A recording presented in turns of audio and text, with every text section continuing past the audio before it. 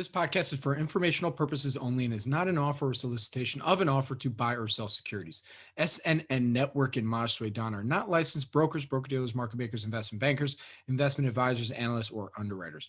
We do not recommend any companies discussed. We may buy, sell, short, cover securities in any company mentioned and may profit in the event those securities rise in value if we are long and fall if we are short. We recommend you consult with a professional investment advisor, broker, or legal counsel before purchasing or selling any securities referenced in this podcast.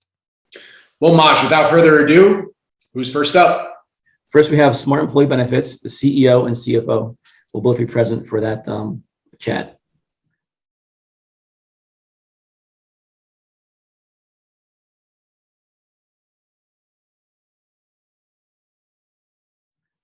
Hello, everybody. This is Maj Soueidan from Geo Investing. I'm here with John McKim and Mohammed Al Shaya.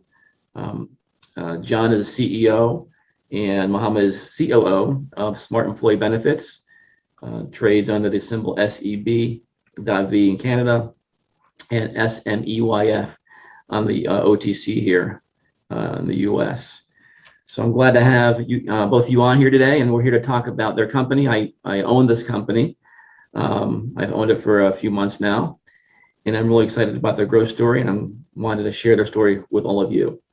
So thank you guys for being here today. Now we're going to try and keep this short, about 15, 20 minutes, get through some of the key points of what you do. I have some questions from my network also. Maybe we can get into them later on or as we go through this. So let's get right to it. So John, tell us what you do. We're a provider of fully integrated and modular IT benefits administration, software solutions and services. All of our technology solutions and services design, implement, and manage digital transformation roadmaps for our clients. So you're basically you're mainly helping companies automate their benefit process type of solutions. Is that would that be a good way of summing it up? Yes, we digitize back office environments with a big focus on the group benefits and the life insurance space. It's a huge marketplace, and the digitization, basically, we have our own software, proprietary software plus software and solutions of third parties that we integrate into a common third-party administrator platform, and we implement that platform with our clients to essentially fully automate the whole management of their benefit and life solutions for their employees. All right. So if you give me an example of how inefficient maybe the industry is before you came along or before your solutions. How would a typical company go through the whole benefits process, and how are you solving some of those problems that they were facing before you came along? Okay. Mohammed, you want to address that? Yeah, I can pick on that. Thanks, Maj, for having us. It's always a pleasure to catch up with you. The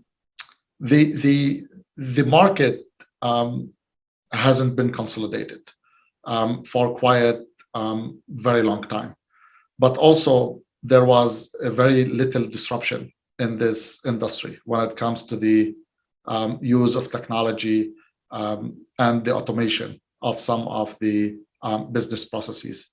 So we saw an opportunity where we could give better insights, better analytics, give more information for plan sponsors at the time when they want to renew their benefits plan, or even when they consider a new benefits program for their employees.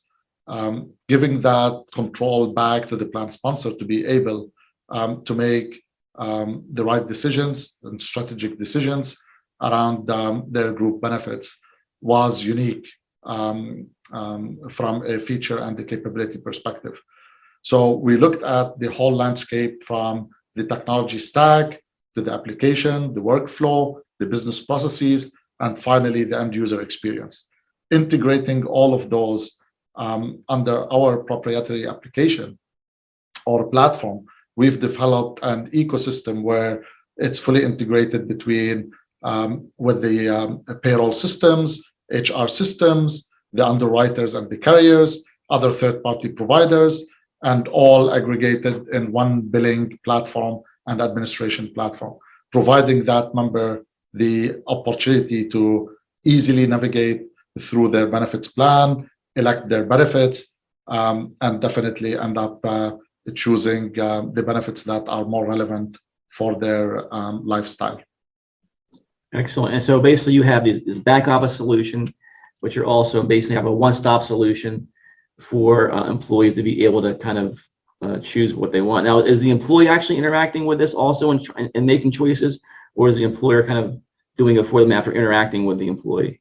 That's a fantastic question. I can pick on that as well. So there are three delivery models for our service. One is a SaaS, a software as a service. The other one is a co-managed, and the third delivery model is an outsourced, a fully outsourced model. There are various channels and interaction points. One at the plan member level, and that's where the plan member goes and navigates the technology to select their benefits and to identify the options that they want to go through. And those plan designs can vary from a traditional plan design into a much more flex plan design and anywhere in between.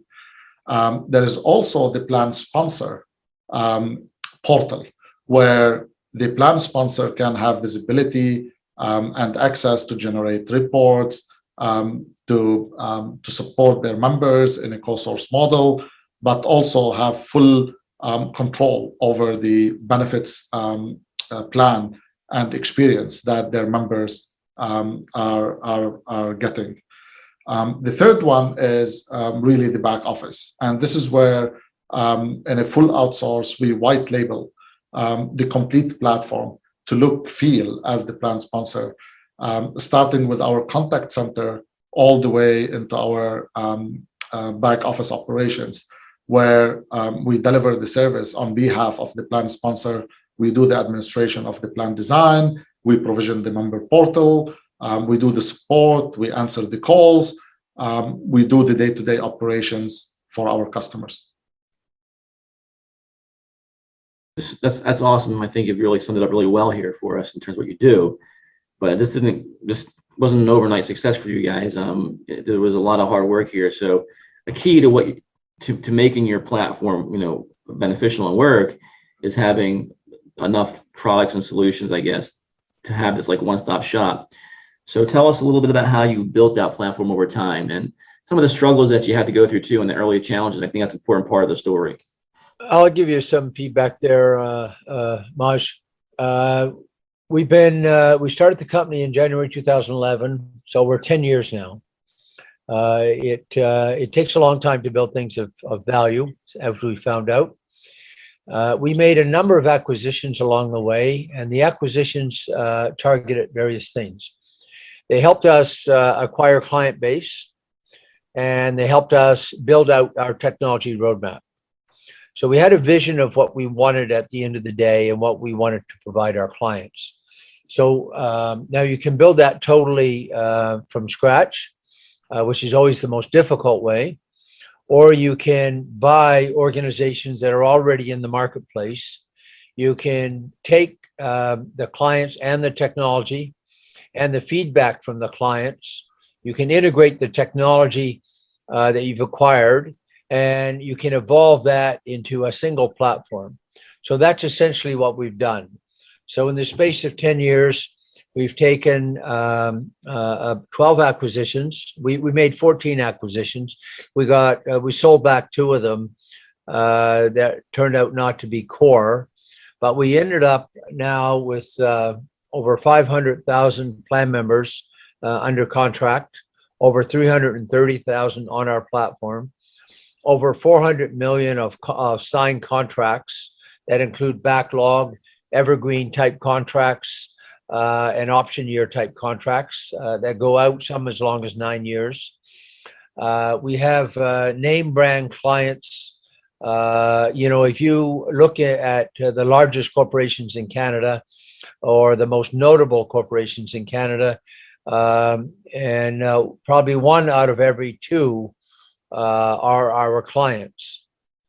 And so now that helps us develop our technology roadmap, because these clients spend millions of dollars on consulting advice in terms of how they manage their environments for their employees. And we have the benefit of that thought leadership in the development of our technology roadmap, because we're the ones that have to deliver and execute against their vision. So that's how we've got to this stage. So we have probably 35% of the largest clients in Canada, or the most notable clients in Canada, on our platform. And we are now evolving into the emerging marketplace, which is sort of the employees under 500, under 500 employees. So we've taken the technology that we have developed and integrated into some of the most sophisticated clients in the country. And we've evolved that platform into a digital marketplace that now is approaching the emerging market. So where the emerging clients can have the same capability and the same functionality that the large clients have, but in a cost-effective manner. So that's what has taken us 10 years to get here. We currently manage, we have under contract about 1.3 billion of premiums.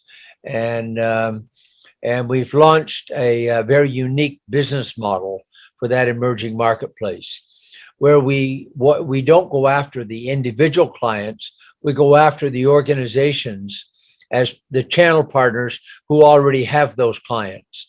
And we deploy our third-party administration environment and our technology environment as a white label for these organizations. So no different than one of our large corporate clients. We basically deploy that with brokers and consultants and that already have those clients. And everything is in the cloud. And we manage as Mohammed says, we can deploy our technology on 3 different platforms: SaaS, co-source, or fully outsourced. The majority of our clients like the fully outsourced model because it's the easiest for them. They don't have to worry about technology. And also, once you're on our platform, it's very difficult to move after that, given all the functionality and things that we have that you really can't find in the other platforms. Mohammed, do you wish to add to that? Yeah, no, you've covered it, John. One thing to add is that part of our vision is creating this exceptional experience for our clients and members every day. And to do so, we wanted to implement a technology-driven business model where we could evolve our technology over time. And to answer your point, Maj, around what are those initial modules that we've built around them, our product roadmap is really our member side and our back office admin. Those are the 2 modules that needs to go first into the client environment, configured, and then you can unlock a lot of those opportunities where you could cross-sell, upsell, and introduce more value add so into the client and the opportunity. There are also some other standalone modules that can be offered, even if we are not doing the complete benefits administration, that we can offer them on a SaaS base or even a co-source or a fully outsourced models. But the core entry into our client base is really with our member side and the back office admin and billing platforms. Beautiful, thank you. So that was something I remember from talking to the past conversations. I think you had talked about, hold on a second. I think you had talked about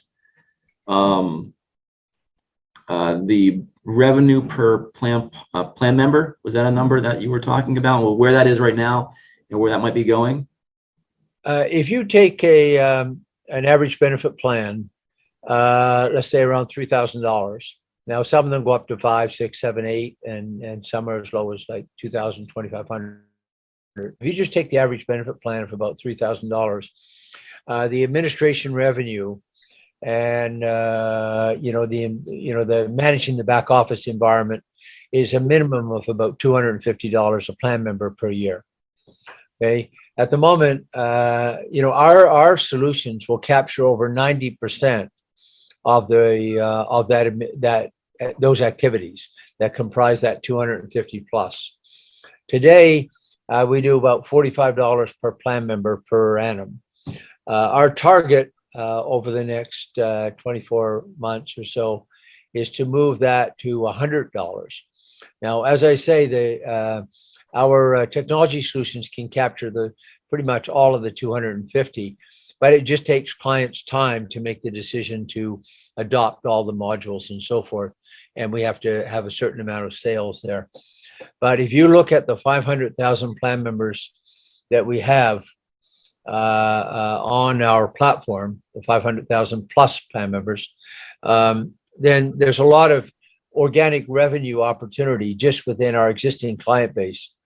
So that's a big part of our focus. So we're not only focused on new clients and white label TPA opportunities, but our existing client base can substantially increase our revenue just by introducing new high value added modules to those clients. We have one client, we have a number of clients where we've done that, but one client in particular in 2017 was about $800,000 of revenue for us.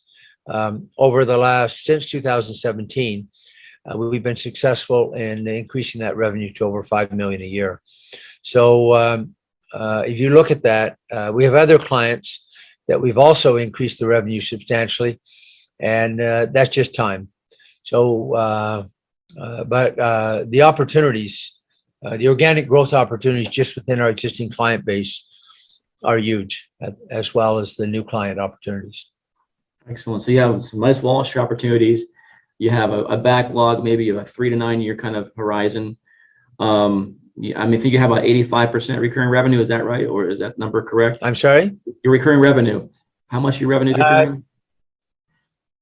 Our recurring revenue, we have two different revenue streams. And between them, if you look out 4 years, if you look at our 2021 targeted revenue of about 70 million, and if you look out 4 years, over 80% of the 2021 revenue is already booked for the next 4 years. Now we do have contracts out as long as 9 years, but if you also look at that, we have in the first 6 months of this year, we've added over 68 million of new contract value. So we're increasing, our contract value continues to grow very quickly because our request for proposal wins, our client bids are going up. We're up over 70% for the first half of this year on new bids. And then our white label TPA business model has over 6 billion of premium in it in terms of channel partners that we're in negotiations with. So that is that's not bid contracts. That's really another level of sales. So our pipeline is the largest it's ever been. Our recurring revenue in the next 4 years is very strong. And we have contracts going out as long as 9 years now. Excellent. So I'm going to end it with 3 more kind of questions here, and I'll lay them out right now so you can think about them while you're answering here. Number one, I'm going to want to talk about your goals to maybe uplist to a higher exchange. You're on the OTC now. Number 2, we want to get just maybe a summarization of your financials a little bit, and some of those highlights you can give us. And number 3, maybe you address your capital structure and need to raise money. So those are the 3 things. Okay, the first question was the listing. We're currently listed on the TSXV, the Toronto Stock Exchange Venture. We meet all the criteria now for listing on the TSX proper. So that is on our timeline over the next year. We're also now, we're in the OTC market in the UX, but we're uplifting that to the OTC QX. That'll give us be blue skied and so forth. So that will allow some online trading and things like that. We expect that to be completed sometime in September. We have 2 brokers, one out of California, one out of New York, that's supporting us on that. That's our listing. And so most of that will be done, as I say, by the end of September. And now your second question, Maj, again. Let's go to capital structure. Talk about what's changed in your capital structure over the years. I mean, you had to blow it out a little bit to make some of your acquisitions. So where are you now with that? And maybe talk about the ability to grow organically versus having to like raise money.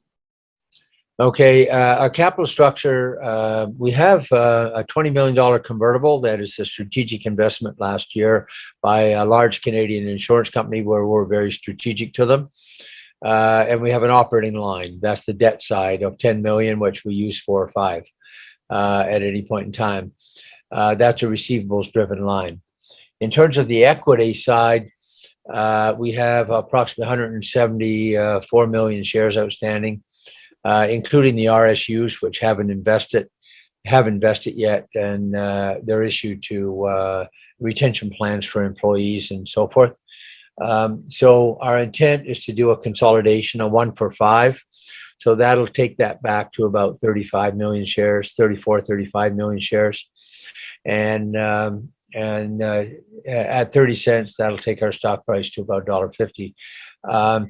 At that point, we start to get a lot more institutional investor interest because a lot of the small cap funds like to look at, in Canada, like to look at small cap stocks that are trading over $1 and so forth. So we think that will help as well. The 20 million convertible took a lot of our short-term debt and turned it into a 5-year note. So that really reduced the balance sheet risk that we had, and so forth. The organic growth opportunities that we spoke about, we can grow that on our own working capital. We've now had 5 quarters of positive EBITDA. Our CapEx programs are well under control now. If you go back 3 years, we were spending $5-6 million a year in CapEx, and we were expensing the majority of that. Today, our CapEx programs are about $200,000 a year, and a lot of our technology roadmap growth is really being paid for by our clients and involved in the enhancement of opportunities for our clients. So that's well under control. We expect a good third quarter as well, so that'll be 6 quarters going forward. If we raise money, we would look at potentially raising equity, but we wouldn't do that before a consolidation and before the announcement of some of the transactions. We think we have some, we have some good things on the table, and if we can win some of those, that should be very positive for us as well. So maybe later in the fall we may raise some equity, but we won't raise it at our current prices. And if we do raise equity, our intent would be to it'll be a broker-driven environment that we think can bring in a number of the small cap funds that they like to buy positions before they start buying anything in the marketplace. So that's on our horizon over the next 5 or 6 months, but. So that seems we don't particularly need to raise cash to grow. We do have some acquisition targets we're looking at, but we'll need we won't do those without a better stock price. So those are the things we're looking at, and we think with a good third quarter and some of the deals we have on the table that we're optimistic. Great, excellent. And so one last thing on the financials, and we got to close it here. Operating leverage. You've reached a point now where you put a lot of money investment into the company over the years. I'm assuming you're at a point now where as you grow revenue, you're going to have some type of operating leverage here, where a lot of that revenue is going to drop to the bottom line. Well, if you go back and look at our numbers, our gross margins, we really drive our business off our gross margins. And if you go back in 2016, 17. Our gross margins were in the 15-16% range. If you look in 2020, they were 32%. So our gross margins continue to grow. And if you look in the first half of 2021, the first 2 quarters, our gross margins were almost 37%. So, and a big part of that is because we're getting a lot more traction on our benefit processing revenue streams. And so today, whether it's our more technology-driven revenue streams or our benefit processing revenue streams, and they do operate as brother and sister with regard to our clients. Today, over 80% of every new gross margin dollar, no matter which revenue stream it comes from, goes to our EBITDA and positive cash flow. So lots of operating leverage in our client base and in our current revenue streams. And if we are able to grow our $45 to 100, the majority of that, more than half of that, will go to our bottom line. That growth. Excellent. Well, thanks, John and Mohammed. That was an awesome summary of what your company does and your opportunities, some of your risks, and really appreciate the time you took today to be here with us.